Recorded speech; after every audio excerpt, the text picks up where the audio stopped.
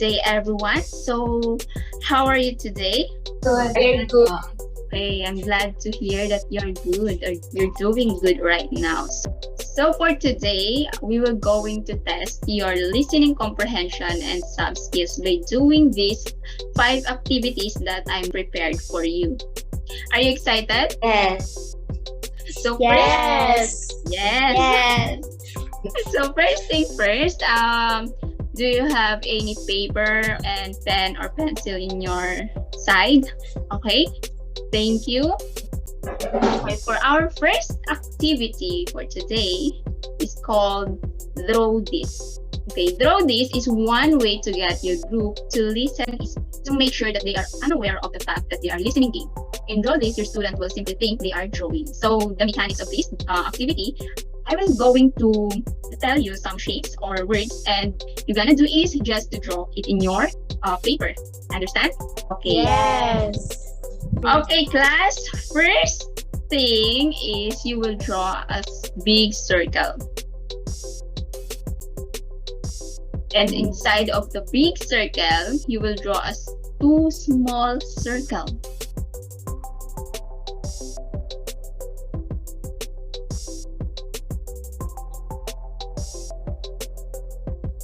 After that, you will draw a curved line.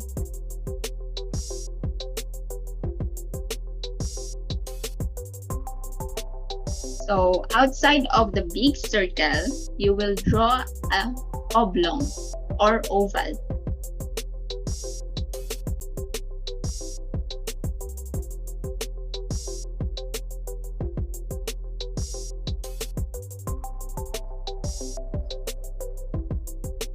Done? Yes. Next is in the oblong, you will, in the 2 sides, you will draw 2 lines.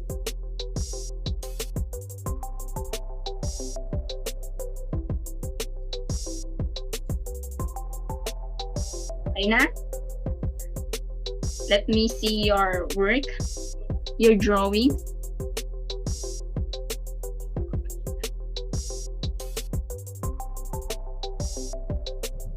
Okay, thank you. Oh, so cute. Okay, now let us proceed to our next activity. So this activity called Listen and Draw the Story. So the teacher reads or makes up a story, and as the students listen, they draw the different scenes. You can help them by explaining which scene to draw. Okay, this scene is from the Frog Prince. So at this point, a frog's head pops up out of the water, and the animals ask her what she's after. She tells him that she's lost her prized ball in the water, and the frog says he will get it back for her if she promises to let him come and live with her and eat from her plate and sleep on her pillow at night. So desperate is the princess to recover her ball that she agrees to the frog request. So the scene that you will draw is the frog where he talked with the princess. Yung sa pond. Okay? I will give you a minute to draw.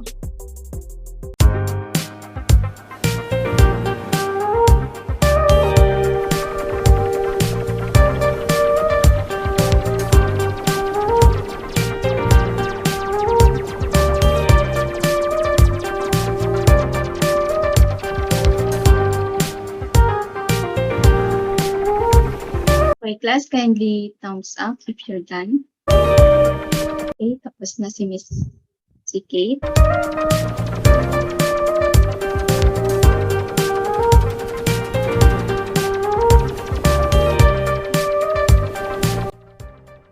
Okay, I think everyone is already finished. So can you show your drawing in the monitor or the camera? Oh, it's so cute! Congrats! Ang galing! Okay, now let us proceed to our next activity. Okay pa ba kayo? Buhay pa? Oh, Fernando? yes. Okay. And our third is story listening. So read your student story. After the story, summarize the story as a group. Call on one student to tell the first significant event in the story, then another student for the next, and so on. The students will have to work hard to listen so as not to let their classmate down. Okay, class, listen carefully because I will going to read a story titled The Ant and the Grasshopper. So after that, you will tell me or retell the story. Okay? Thumbs up? Okay. So the ant and the grasshopper. So once upon a time, there lived an ant and a grasshopper in a grassy meadow by the river. It was during the hot summer season when the ant was toiling hard by collecting wet grains from the farmer's field. So the ant would work hard all day long from dawn to dusk, collecting the heavy grain well balanced on her back. She would then put the wet grain in her larder carefully and rush back to the field to collect another grain. She would scurry back and forth between the field and her larder, often repeating this task the whole day. On the other hand, there was a grasshopper in the grassy meadow who would spend all his time in singing and dancing. He would often scorn at the ant for toiling so hard the entire day in collecting grains. He would frequently call the ant to join him in singing, dancing, and making merry at the present time. However, the ant would ignore him and continue with her work. This would make the grasshopper laugh even louder, and he would often ridicule the ant, stating that they have enough food to sustain themselves in summer. Hearing this, the ant said that she was saving some food for the fall season and recommended the grasshopper to follow the same. The grasshopper didn't pay heed to her words and continued singing and dancing merrily. Soon summer faded to autumn and autumn to winter. It became freezing cold outside due to the snowfall, and the sun was barely visible, and the night were long and dark. Out of cold, the grasshopper lost his interest in singing and making merry. He was cold and hungry and had no place to take shelter from the snow outside. He wondered how to save himself from this tough situation. Suddenly, he remembered about the ant and visited her for some food and shelter. Off he went to her place and knocked at her door for help. When she opened the door, the grasshopper offered to sing for her in return for some food and shelter. To this, the ant replied that she had toiled hard in summer to save some food for winter, and the grasshopper had mocked her. Then she gently asked him to sing somewhere else and earn his food and shelter. Then the grasshopper realized that he should have saved up enough for the winter instead of wasting his time being lazy during summer and singing and dancing around. Okay, I hope you listen enough. So who can tell the story? What's the story all about? Okay, Miss Kate. So si Ant daw po is nagpre-prepare daw po ng pagkain para sa darating na winter. Nasalubong po ni Ant si Grasshopper na sumasayaw at kumakanta lang po ng masaya. Nag-suggest po si Ant na mag-prepare din po siya ng mga pagkain sa paparating na winter. Hindi naman po nakinig si Grasshopper at pinatuloy niya pa rin po yung pagkakanta niya at pagsasayaw. So habang busy na busy sila Ant na mag-collect ng mga pagkain para sa winter, nung dumating na yung winter, si Grasshopper naman po is di na po siya kumakanta, hindi na rin po siya sumasayaw ng masaya. Lamig na lamig po siya at di niya po alam kung ano yung kakainin. Okay, thank you. Who can continue what Kate says? Okay, Miss Lovey. Yung grasshopper po hindi po nakahanap po ng pagkain nung winter. Hindi siya nakakain kasi dahil Nag-start siya ng time kumanta pa at paglan. Okay, thank you, Miss Love. Oh, what is the moral of the story, Miss Angel?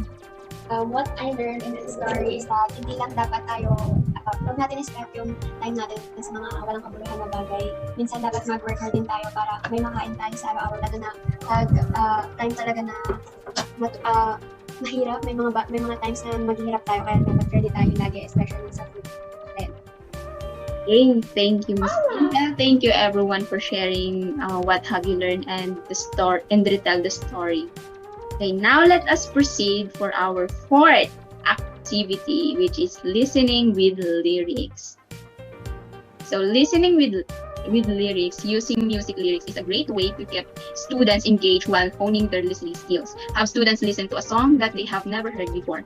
First, challenge them to listen for a specific word that they once did master at. They have to listen for the specific phrase. Next, play a popular song where all students know the majority of the words and repeat the activity.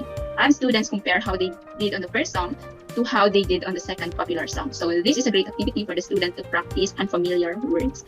So first is I will going to play a song that are not familiar to you, and you're gonna do is just write lyrics that unfamiliar to you in the first song. Okay?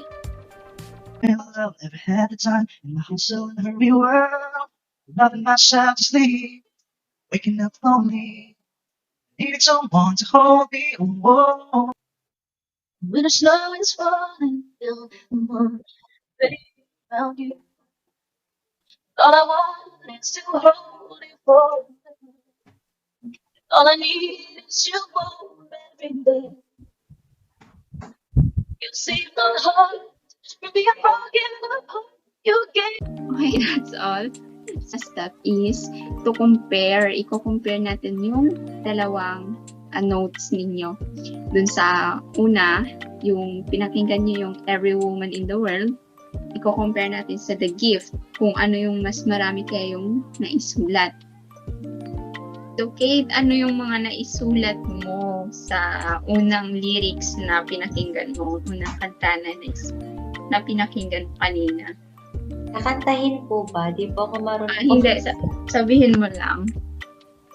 Doon po sa may part na I was dancing in the dark with a stranger po. Yun lang po yung nasulat. Yun lang nasulat mo. Sa pangalawa, anong naisulat mo?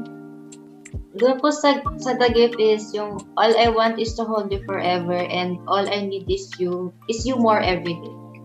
Ay, mas mahaba yung pangalawa mo naisulat kasi familiar ka sa kanta. Right? Ikaw Yes, naman, Angel, ano yung naisulat mo nung sa unang? Sa first song po, yung sa chorus, yung Girl, you're every woman in the world to me. You're my fantasy, you're my reality. And sa pangalawang kanta?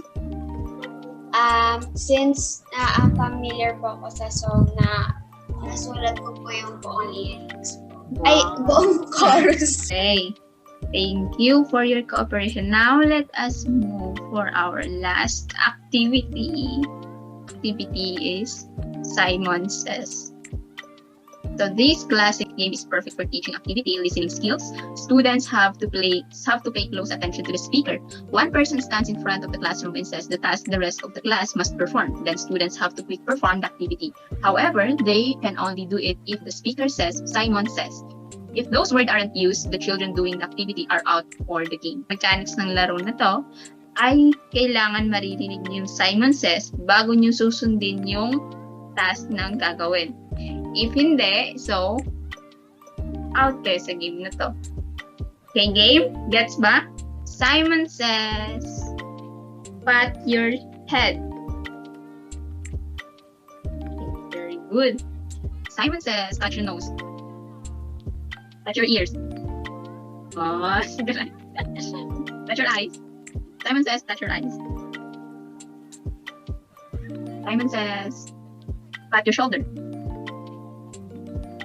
Simon says, comb your hair. Touch your ear. Says, rub your neck. Rub your cheek. Simon says, show your teeth.